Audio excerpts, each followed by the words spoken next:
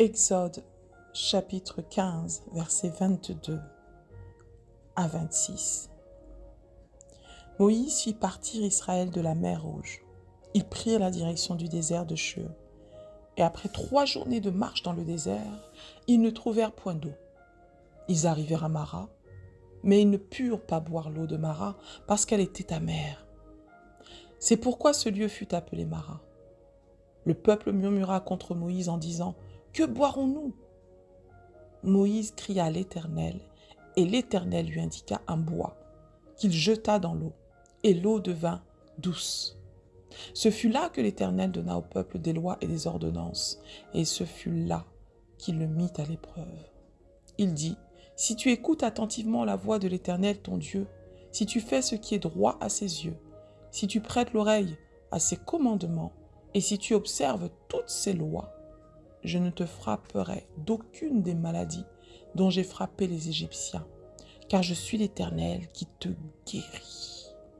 Amen, alléluia. Ici, nous voyons que après l'épisode de la mer Rouge où Dieu accorda une grande délivrance aux enfants d'Israël en les sortant de l'esclavage de l'Égypte et en précipitant les cavaliers, les chevaux de Pharaon dans la mer, la Bible nous dit que Dieu ouvra la mer et permit à son peuple Israël de marcher à sec pour aller dans l'autre bord. Et c'est un miracle.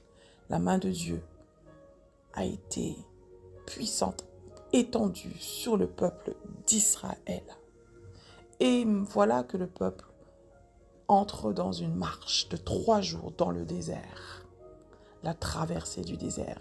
Et à ce moment-là, la Bible nous dit qu'ils ne trouvèrent point d'eau. Ils étaient assoiffés après 3 jours.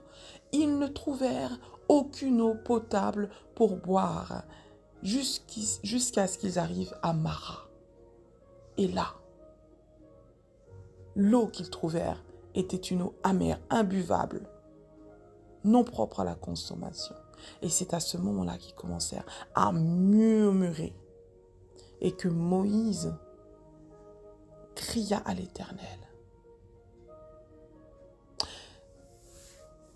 Je pense que cette expérience qu'ils vécurent, je pense que tu peux t'identifier à cette expérience où tu te rends compte que Dieu t'a sorti d'un passé qui était douloureux, d'un passé où tu te sentais esclave de certaines situations, où tu te sentais piégé par l'ennemi, où tu étais dans des raisonnements qui t'avaient enfermé, des blessures qui t'avaient acculé. Nous sommes tous, comme la Bible nous dit, privés de la gloire de Dieu. Car c'est le péché qui nous a privés de la gloire de Dieu. Mais quand Dieu te sort du péché, quand Dieu t'attire à lui, que tu deviens enfant de Dieu, c'est là que commence le processus de ta délivrance. Dieu t'a sorti de l'Égypte par sa main puissante. Et aujourd'hui, tu es enfant de Dieu.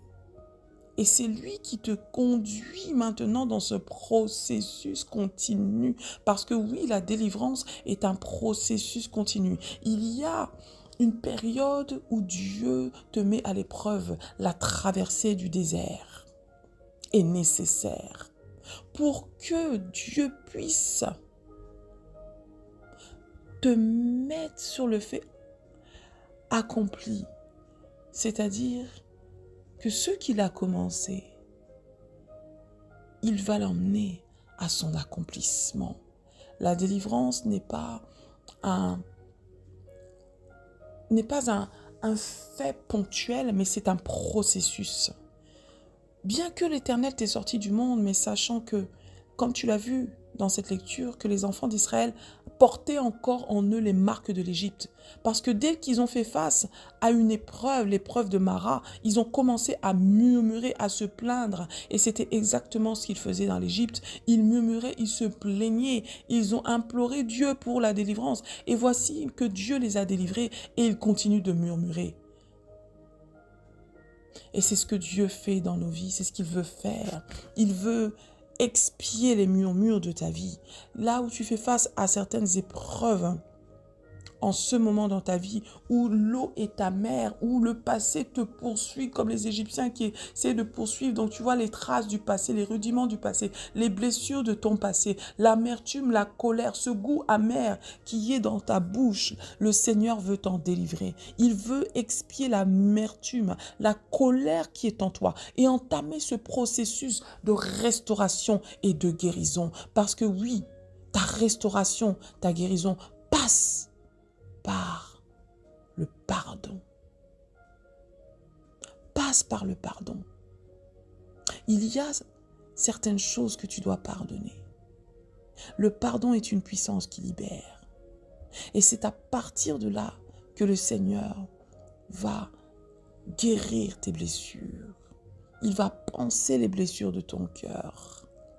Oui, cette eau amère peut devenir douce si tu ouvres ton cœur au pardon, si tu laisses le Seigneur te libérer de la colère, de l'amertume, de la rancœur, si tu laisses le Seigneur panser tes blessures,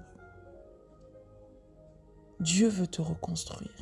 Il veut te faire oublier le passé. Il veut faire quelque chose de nouveau. Il veut que tu rentres pleinement dans ta terre promise, dans la terre qu'il t'a promise, là où coule le lait et le miel. Il veut expier, c'est-à-dire enlever l'Égypte de toi pour que tu puisses posséder les bénédictions qu'il a pour toi en cette année 2025.